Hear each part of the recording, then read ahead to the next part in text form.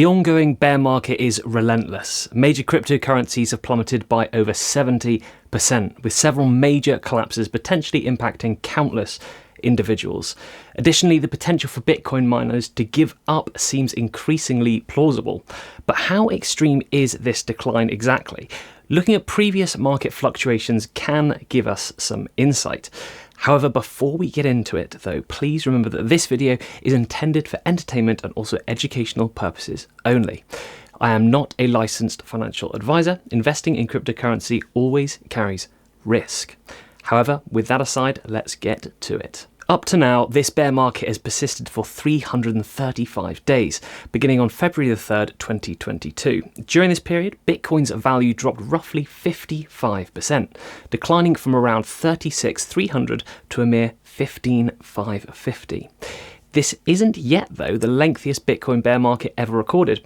That distinction goes to the one between February the 21st, 2018 and also March 18th, 2019, which lasted for 390 days. In that span, Bitcoin's value plummeted from $10,250 to just under $3,200, marking a 70% reduction.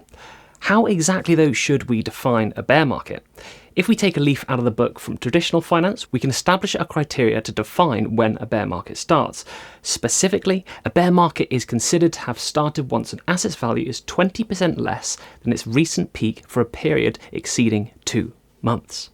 Based on this criteria, a bear market concludes when an asset's value increases by 20% from its recent trough and stays there for at least a month. Following this logic, a bull market begins immediately after the end of its bearish counterpart. The model, though, is not flawless, especially when evaluating the broader cryptocurrency bear markets. However, given Bitcoin's role as a primary indicator for the crypto ecosystem, it seems a reasonable reference. Anyway, Peter Eberle, the chief investment officer at Castle Funds, a cryptocurrency investment company, believes that Bitcoin is currently in a more robust position compared to earlier extended downturns. There's been a significant reduction in leverage due to failed crypto lending entities and also exchanges. Moreover, struggling companies have had to liquidate valuable assets like Bitcoin and also Ethereum to address redemptions. Eberle noted a distinct difference between the 2018-19 bear market and the current one we're in now. He mentioned also that during the 2018 bear market, many institutions working on Bitcoin infrastructure simply quit, assuming the industry was finished and the bubble had popped. In contrast, during the current downturn, while some major institutions may have slowed down their projects, they haven't deserted them.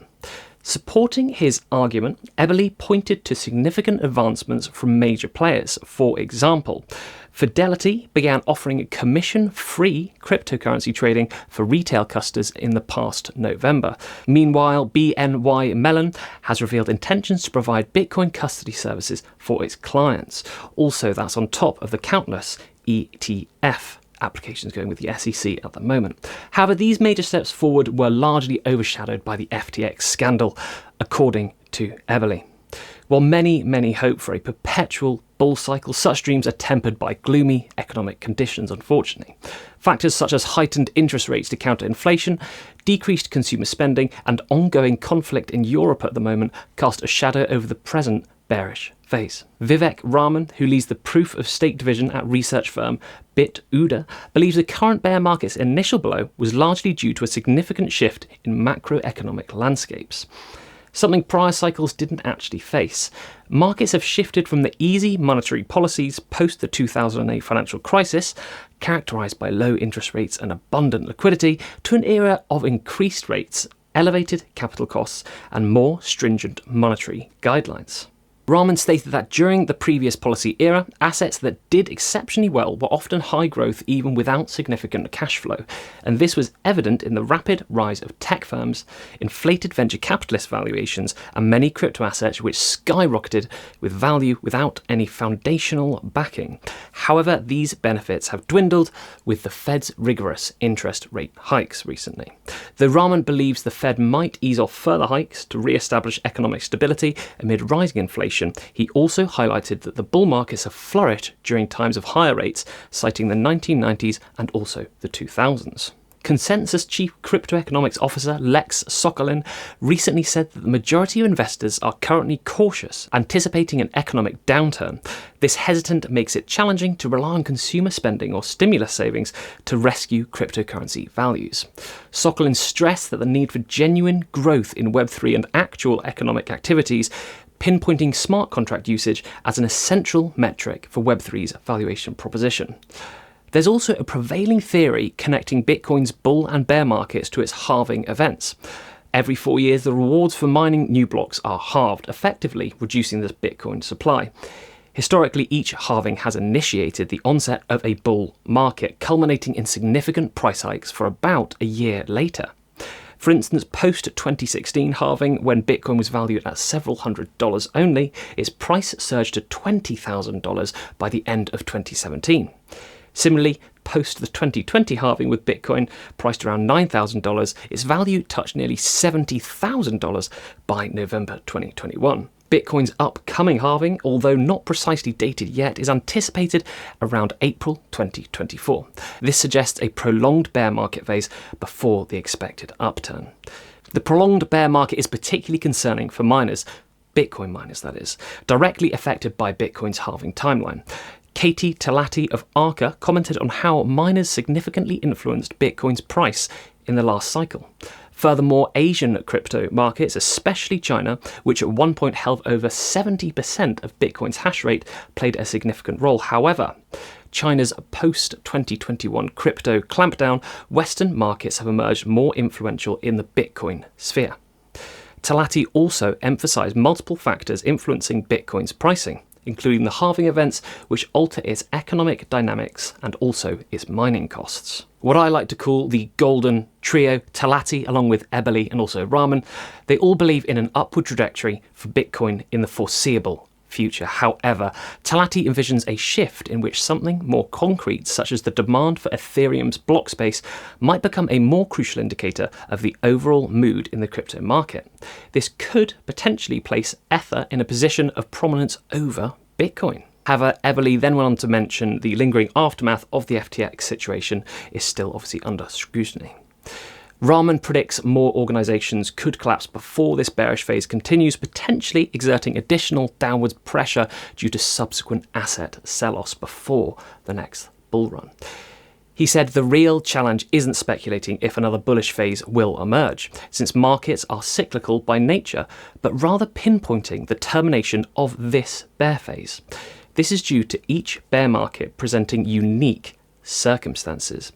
He identified markers of a broader economic turnaround, the Fed halting its interest rate increases, inflation rate settling, and a renewed moderate fiscal stimulus. As for indicators of a crypto market upturn, Ramen points to a nonchalant public attitude, even more indifferent than the current phase of attack and anger where the majority might dismiss crypto. He also highlighted the influx of institutional investments, possibly driven by withdrawals from Ethereum staking, coupled with new users, applications, and a clearer regulatory environment. And lastly, Ramen reminded everyone of the anticipated 2024 Bitcoin halving, noting Bitcoin's halving events often align with the dawn of a new bull market. Now, looking at it from a slightly different angle as well, Bitcoin, although having numerous forks, is unique, and the advantages that it holds over traditional fiat and other cryptocurrencies are numerous. For example, Bitcoin offers decentralization, allowing users the freedom to transact without middlemen, leading to more control over money and reduced costs. Unlike traditional cash governed by banks, Bitcoin users obviously have ownership. It's quicker, less expensive, safer, and unchangeable. It also simplifies online purchasing. Bitcoin can act as a digital wallet, as we all know, powered by blockchain technology, facilitating the storage and also expenditure of digital currency. It is transparent on the blockchain, as we all know. The blockchain technology underlying Bitcoin provides a very transparent and permanent record of all its transactions across a vast network of different computers. In contrast, cash lacks every transparency at all. It can also be considered an ideal investment option. Bitcoin, usable worldwide without conversion, stands equal in a way to gold. It merges the best attributes of cash and also gold with the freedom from banks or government institutions. It's peer-to-peer, secure yet accessible. It facilitates direct online transfers while granting users access to their funds via a unique password known as a private key, which you should always keep to yourself. It offers both privacy and openness. There's also no duplication. It's impossible to replicate a Bitcoin, setting it apart from traditional cash. It offers efficient record keeping for taxes as well. When a Bitcoin is transferred, its ownership shifts. This ensures that two parties can't claim the same value, simplifying record keeping, especially for tax-related matters. Lastly, it is a universal digital currency. Bitcoin transcends borders. Without exchange rate concerns or third-party interference as well, it enables smooth international transactions, all while maintaining a detailed record in the background. So those are many reasons why perhaps Bitcoin could do very, very well this coming bull run. Let us know, please, though, in the comments your thoughts. What do you think is going to happen to Bitcoin in this coming bull market? When do you think the bull market will start, if ever, even?